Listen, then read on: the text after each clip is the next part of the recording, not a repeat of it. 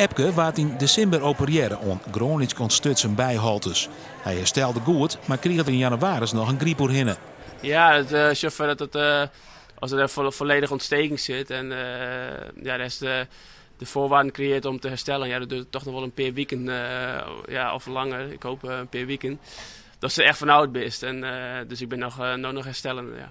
In Warwicksveen is dit weekend de Interlands in Frankrijk.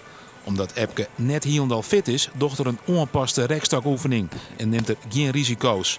Maar het is wel belangrijk om te zien hoe het gaat. En zoals het dit weekend goed gaat en fysiek kan ik het ook gewoon hebben, ja, dat jou natuurlijk wel heel veel vertrouwen. En als het dan terug is bouwen naar een test-event was de goed is mij draaien, ja, dan best wel in een hele goede wijn waarom. Het doel is om mee te gaan met het Nederlands team. Dat hem op 16 april kwalificeerde kan voor de Olympische Spelen. Voor het hele team hing het er een protte van af. Het gaat net alleen nog om Epke.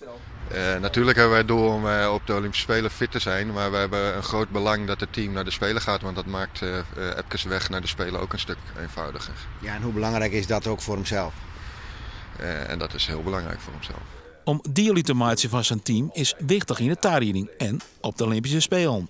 Ik heb nog 2 keer meemaken dat ik daar als enige herenturner ben. En dan mist dat wel. Als het die teammaatje om de heen is. En ja, dat is het mij ook kuk is mijn meidje ervaren. En dat lijkt mij super om dat in Rio wat te kennen dan.